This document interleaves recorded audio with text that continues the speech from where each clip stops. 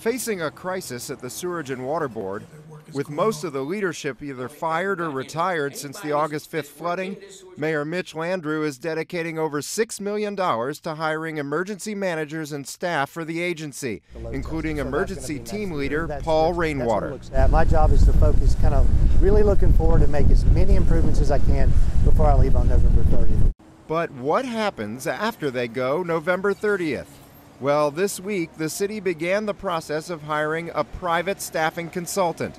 The consultant will be expected to provide the Sewerage and Water Board with 14 key engineers and managers for 6 months to 3 years, and not everyone is happy about it. Mr. Mayor? No. Mr. Mayor? Hell no. Daryl Malik-Wiley of the Sierra Club says this is just a backdoor way to privatize the Sewerage and Water Board, like the city tried and failed to do back in 2002. It was a bad deal in 2002.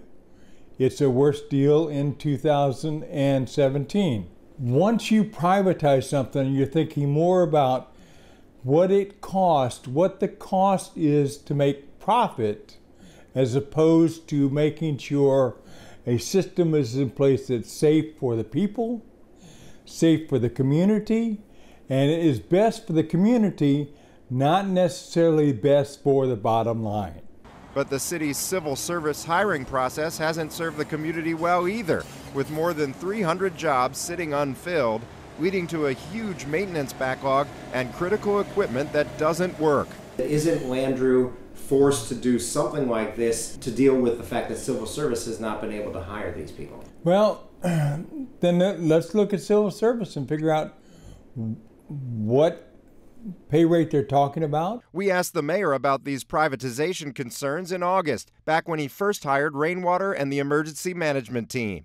We are not privatizing the Sewerage and Water Board. Now, people have a lot of different ideas about what that is. Public-private partnerships equal that for some. Co-private, I'll let them argue about that. Landrieu was very clear that the contracts would be temporary, nothing beyond his term that ends in May. What I need to do is bring in some really strong people that help us stabilize this situation, and then we'll work through, what's going to happen next with the other folks. But I'm not going to bind the next mayor and the next administration. You're talking about 6 months to 3 years with this RFP.